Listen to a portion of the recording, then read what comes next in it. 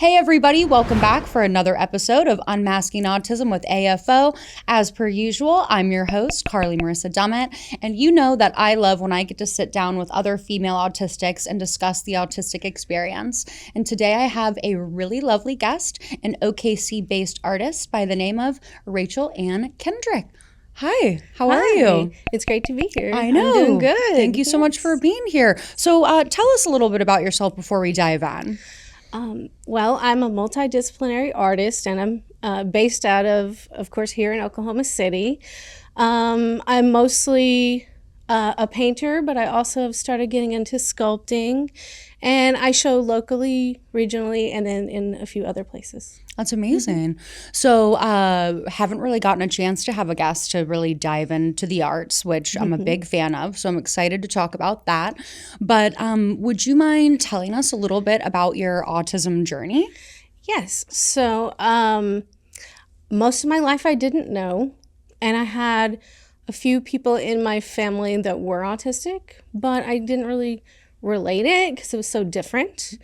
So about a year ago, one of my relatives, a really close relative, got diagnosed, and they're very young. And I said to myself, oh, I act just like them, like when I was growing up. And I said to myself, oh, I should probably look some more stuff up on this. So I started looking up and researching, and then kind of just got obsessed with researching. And I saw myself in it, and I could really relate. And I was having a lot of anxiety, and I thought, well, maybe this isn't like regular anxiety. Maybe this has to do with autism. And so I decided to go get a diagnosis and get formally diagnosed. Now, I do have a degree in psychology, so I'd heard about autism, but it just didn't click for me. I don't know why it didn't, but it didn't.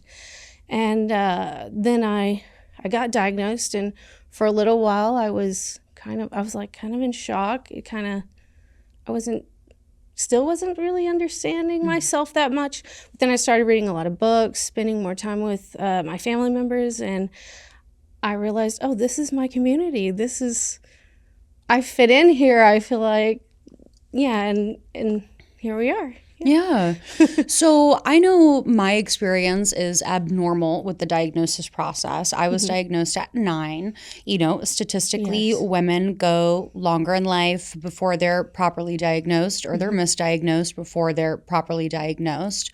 So can you talk a little bit about after you got that diagnosis, then sort of understanding, okay, this is who I am. Did it ever make you go back to your childhood or when you were younger and have that like, there it is? The aha moment. Yes. After I got my diagnosis, I started thinking back to my entire life, because I didn't know.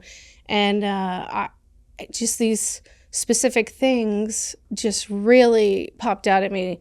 Of course, my interest in art, it's a special interest as well because I'm very obsessive about it, and I have to have a lot of the same routines, and I just started noticing that I had all these things that just all related together. So, yeah. Yeah. So you said you're about a year into your autism journey. So Yes. How are you feeling about that? How are you processing that?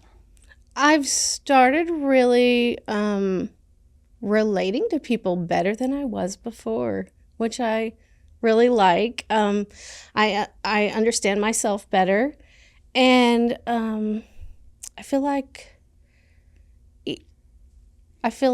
I've figured out my strengths and my weaknesses, and I like that I can kind of play up those strengths and focus on that. And then things like when I do get anxiety, I learned new coping strategies, which I didn't have before.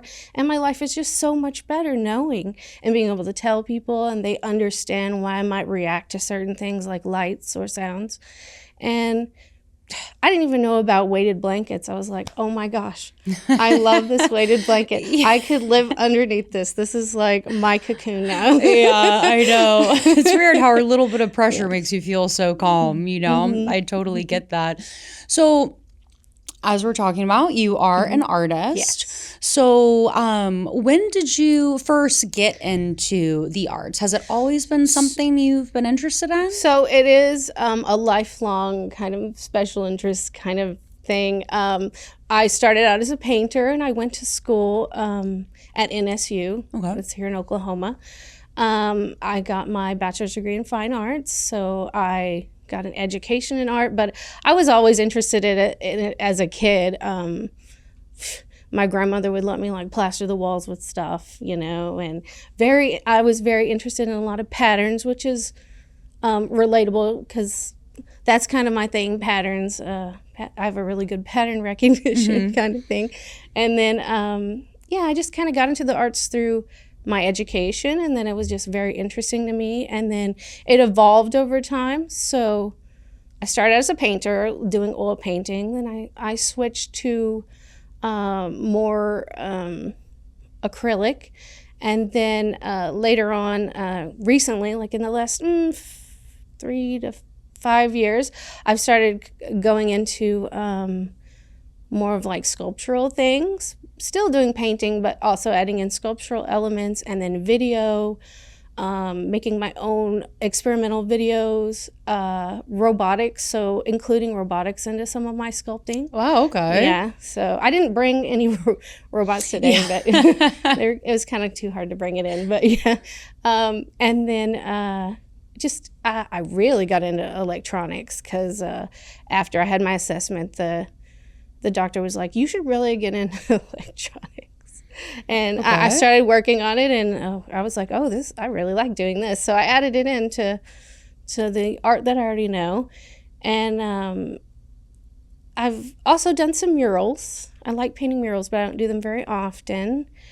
And then I've done some acting as well, which I really love because it's very expected. Like, I know what my character's going to say, what they're going to do, and it's really easy, you know? Yeah, so, easy. So, I myself have always been into the arts as well. I don't know how you are because everybody's different with their autism, but for me, I'm like a computer that can just never really fully shut itself down. So my brain is always just Going and going. almost to a detriment at points.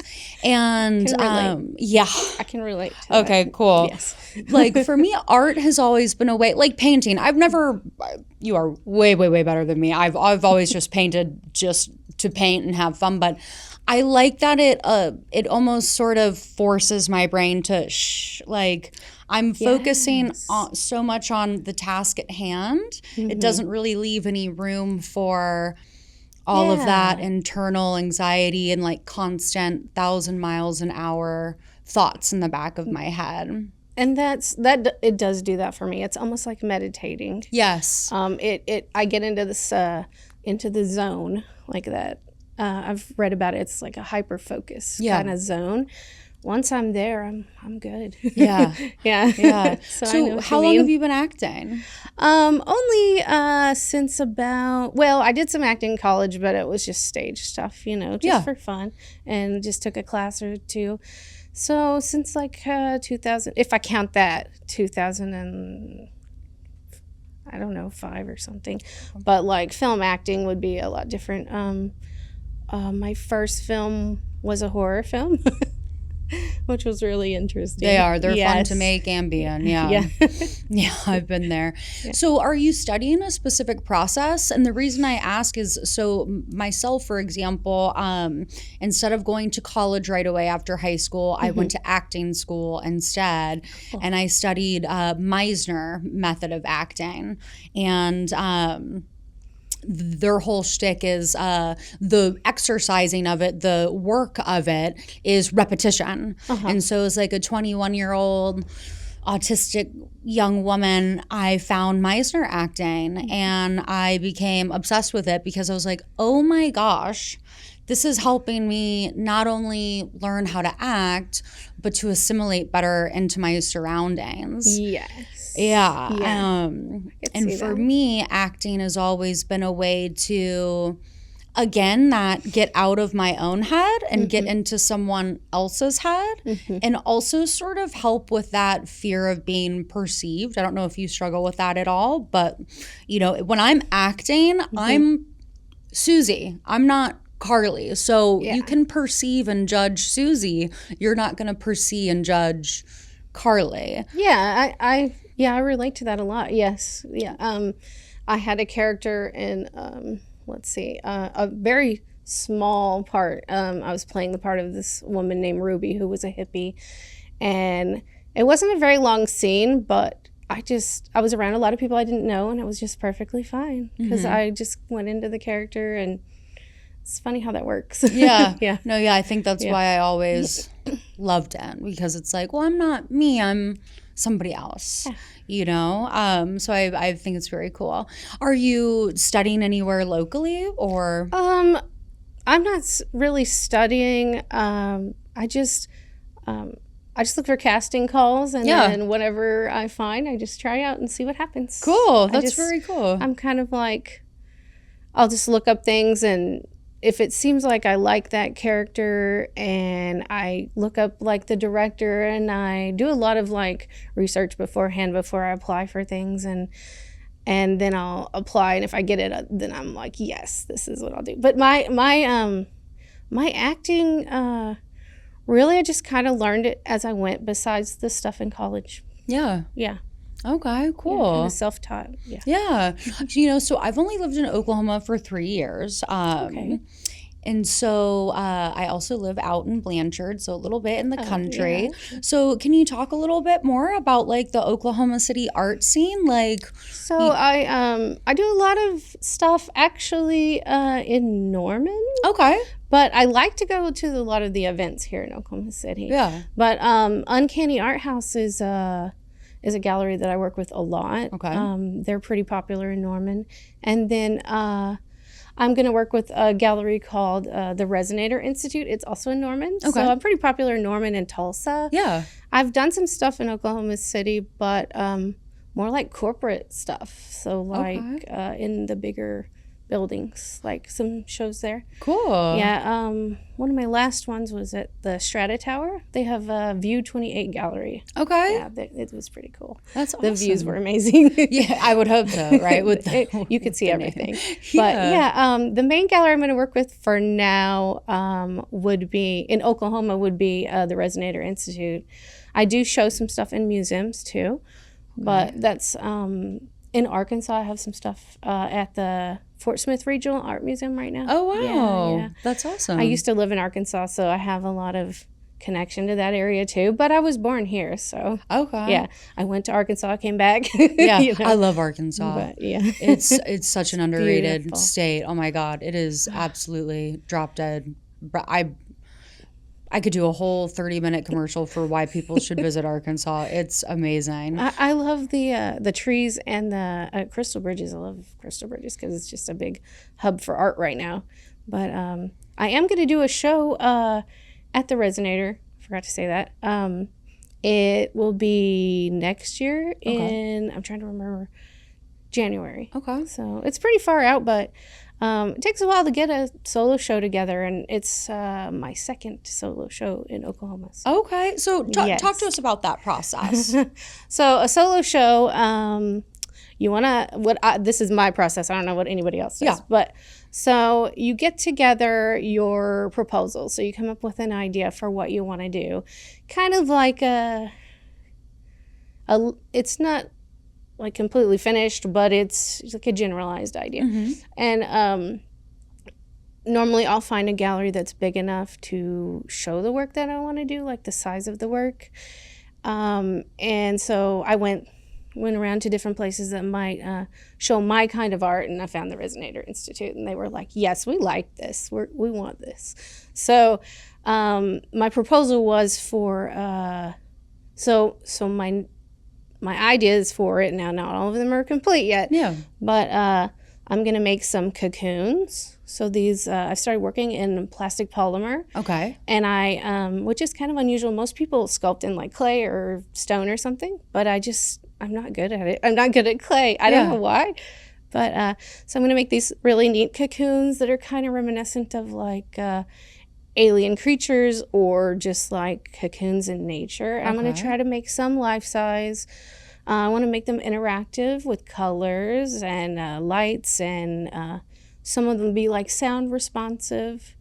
And I decided to do the cocoon kind of theme because I related it to my autism diagnosis. Okay. Like, I was in this cocoon, but now I'm like a butterfly. Yeah. Like, I feel like, you know, so I really liked kind of putting that idea in there. Plus, I really like nature. And so I'm going to add some cocoons that you can interact with.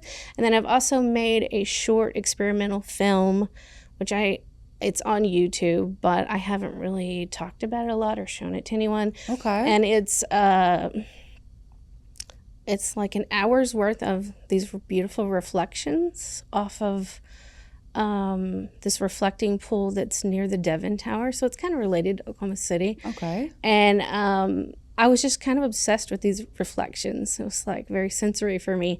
And so I made this film, and it's just like a living abstract painting. And I want to add some music to it, but I don't know if I'm going to have time, but that'll be playing. And then what else was I going to do? Oh, just some drawings and some paintings, and probably, okay, the main thing that I want to do for that show would be some robotics and also nature related. So probably squids or sea creatures, things like that. Yeah. Yeah, you said after you got your diagnosis, they suggested you go into electronics, and I found that interesting. Yeah. What happened to where they would, say that to you? They said, well, mostly hands-on, but I told them I was already kind of getting into that. But I took that as a green light to continue. But just my scores were really high on putting things together and pattern recognition. And I guess it's just, they said I should just kind of go with that. So, yeah. Yeah. So, you were an artist before you were diagnosed with autism. So have you noticed a change, and maybe you haven't, but have you noticed like a change at all in the way you relate to your art or find inspiration? Or do you think now, knowing that you have autism, that being an artist sort of helps you, feel comfortable moving in your own skin in this world? It really does. I relate to the world through my art mostly. I can relate socially as well, but it takes me a lot of effort. Mm-hmm. But with art, I can set up a show, get my emotions out, the energy out that I want, say what I want, put the show together, and bring in the community. And I feel like that's how I relate to people. And I like to sit back and go, oh, look, they really liked that. Or look, they were surprised by that. Or they understand the concept that I was going for. And I feel like that gives me that connection. Mm-hmm. Yeah. And it doesn't even need words. Yes, exactly. It's more visual than anything. Yes. Yeah. I love that. Mm-hmm. So, not to put you on the spot, and we can edit this out if you don't want to talk about it. Okay. But being a female and having autism, there's a lot of research that talks about how, females with autism can sort of struggle more with all the other things that sort of fall under the umbrella of autism. So for myself, for example, depression, OCD, anxiety. I've struggled off and on with suicidal ideation. Is there anything like that you also deal with in your life and would maybe want to talk about? Well, I have very supportive people around me, so I don't have a lot of like depression. That's great. Which is really good. But I mean, every once in a while I might get down a little bit, but I have found like little systems to kind of get myself out of that. Like if I get really depressed, I'll tell someone and we'll go for a walk and talk about it, and things like that. Healthier ways of coping. But I do get a lot of anxiety, and it's especially sensory related. Okay. So I have I'm very sensitive to light and sound, especially very unexpected sounds. And if I'm in an environment with that, it's overwhelming. But I've learned things to cope with that, like headphones and stuff like that. So, Okay. Yeah. I love that. but I do deal with that, and it is a little. Sometimes it's overwhelming. Sometimes I want to go to events, and like this last event I went to at the museum. There was a lot of people there, like hundreds of people, and they were doing some of the awards, and I had to leave because it was just so loud. But once a few people left, then I went back in, so it wasn't a big deal. But I do better, like giving artist talks where it's quieter, things like that, where the crowd isn't really loud. And but I like being in the crowd at the same time. No, I get that. I do. It's like, I want to be here, but I'm overstimulated while I'm doing it, and I'm gonna pay for it. Later I'll be in bed for like 3 days. Yeah, and I've learned that too. I've got to schedule things like if I'm working on art for a few days, that's great because it helps me reset. Mm-hmm. And then if I've got like this interview to do, then I spend the day, doing this, and then the next day I'll do art or rest, and it works for me. Now, before I didn't know that, and I would get so much anxiety, and definitely getting a diagnosis is really important, I think, for people with high levels of anxiety like I have.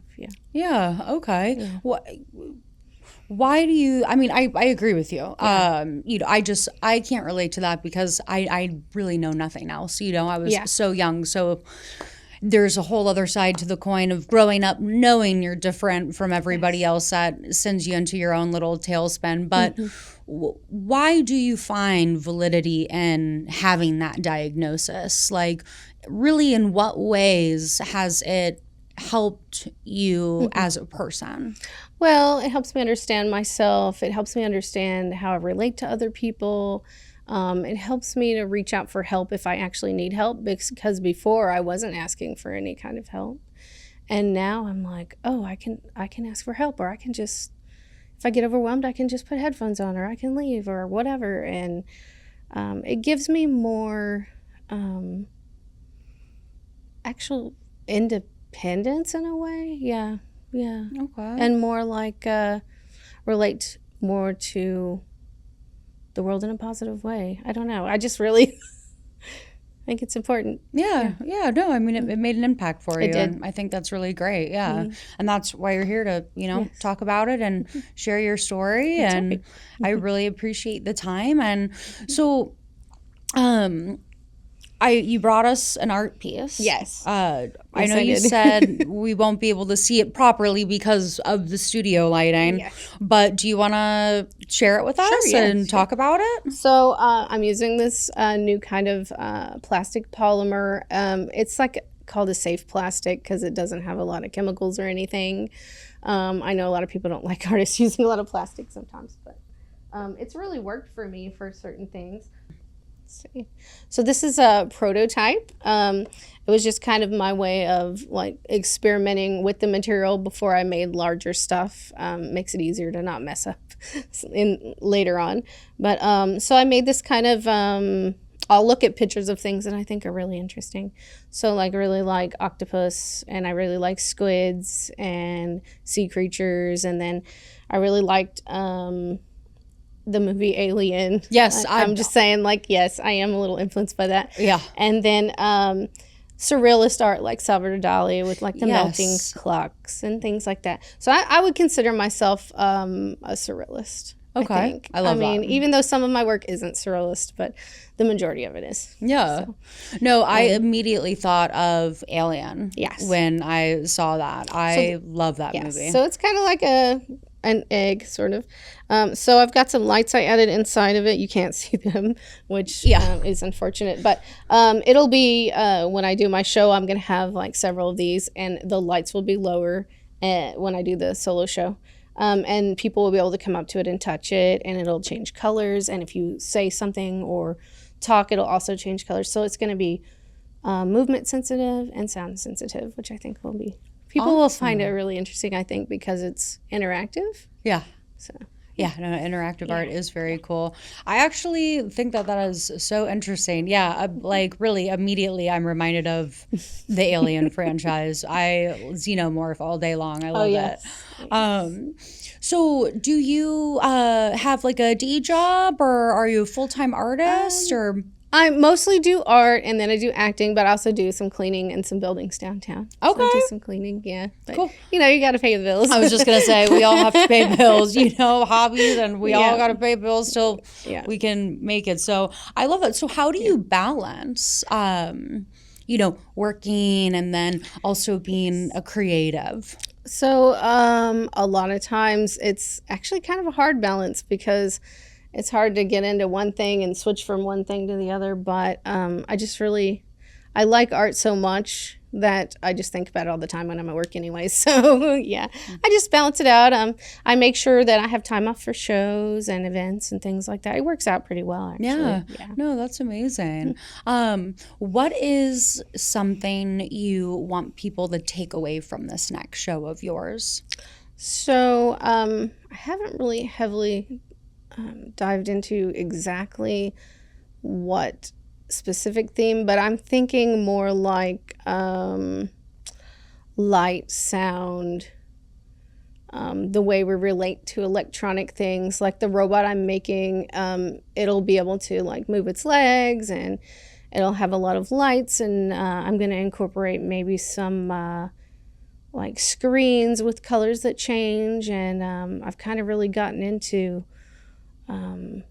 how we see electronics and things around us, and I just think it would be neat to kind of relate that to, I know some people are really into AI. My stuff actually doesn't have a lot of AI, which is surprising, but I'm just really into robotics and art, so like I want to mesh those two things together. That's I think the main theme, mesh that, and then emotions and light, sound. So you said yours doesn't have a lot of AI. Why would that be surprising that your art doesn't have a lot of it? Yeah, let's talk about that for a second, because it's kind of controversial. I have friends that are artists, and they're very good artists, and they use AI, and I don't like have anything against using that, it in what sense? But I don't use it as much. So some people, I've known artists who they'll create their own little system on a computer where they'll feed in data, and if it's a closed system, then it's not gonna like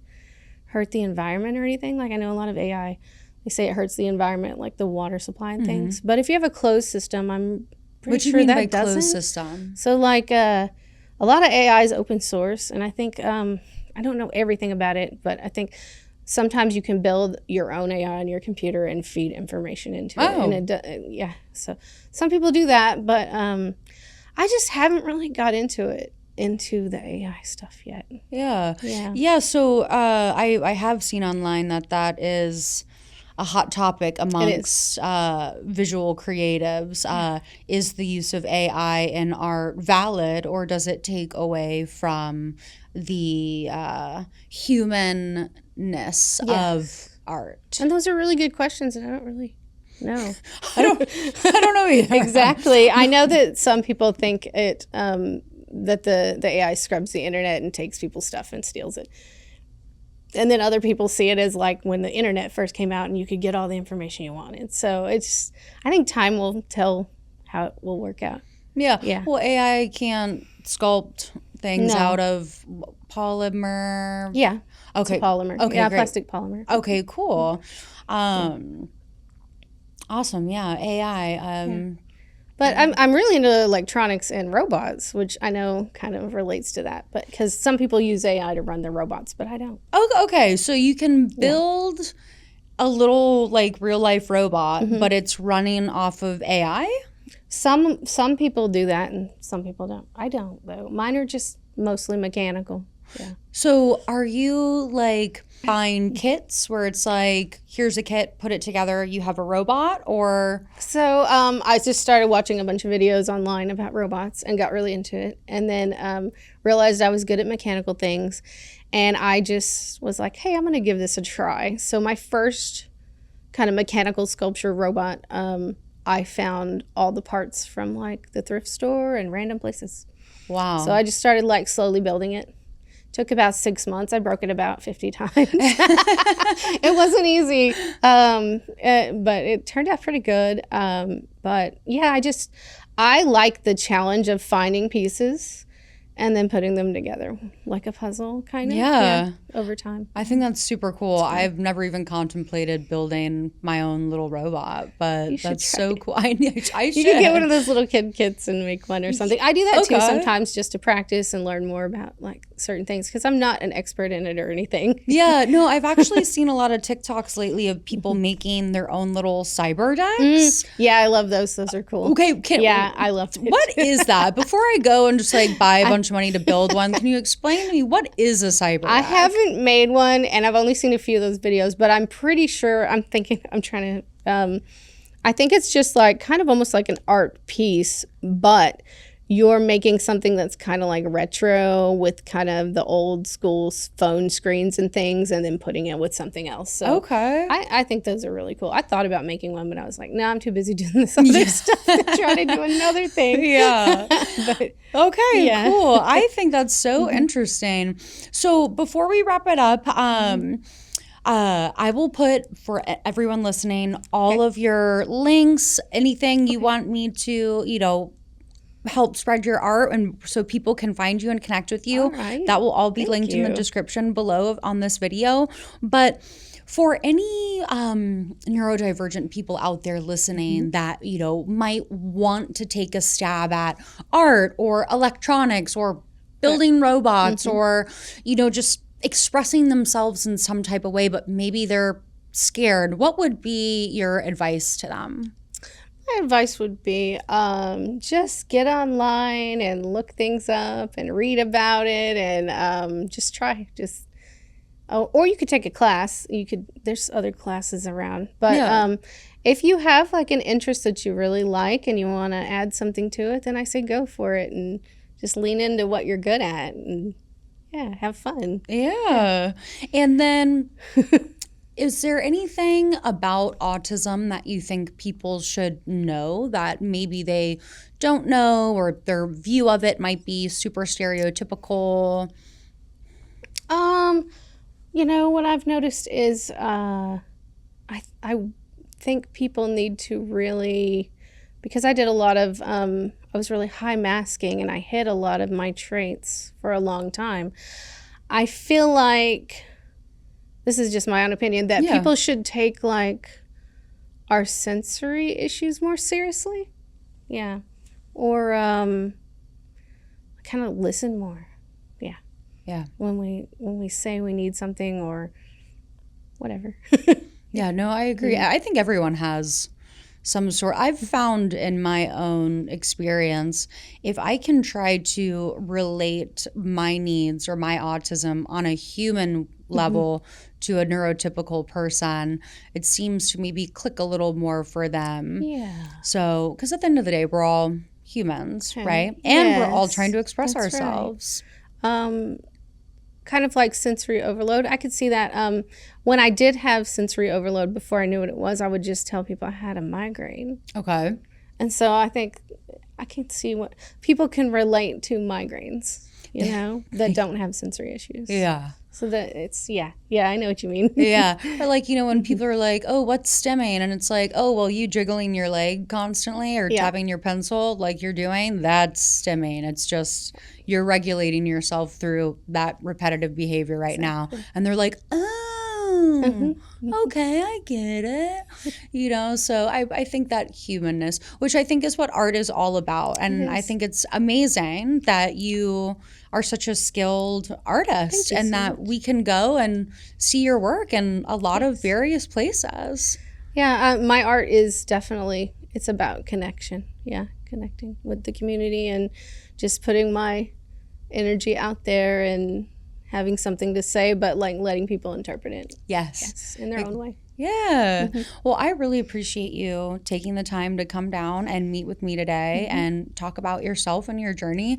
Is there anything else you'd like to talk about, or I'm just really thankful to be here and that you let me speak and use my voice to be a positive influence. Yeah, no, of course. Hey, this is a podcast for love it. autistic people, so Yes. I would rather have no one else here.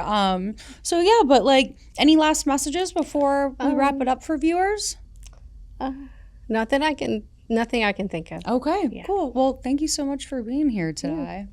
you And for having as me. I said, you will be able to view and connect with Rachel in the description of this video below. I will have everything that she lets me put in there for us to connect with her and see her art in the OKC metro areas. And as always, if you are in the OKC metro and you're seeking connection with other people like you and you're 18 and above, you can visit autismfoundationok.org/events to see when our next social is. In September, we will actually be going to do pottery and learn how to make a pottery mug.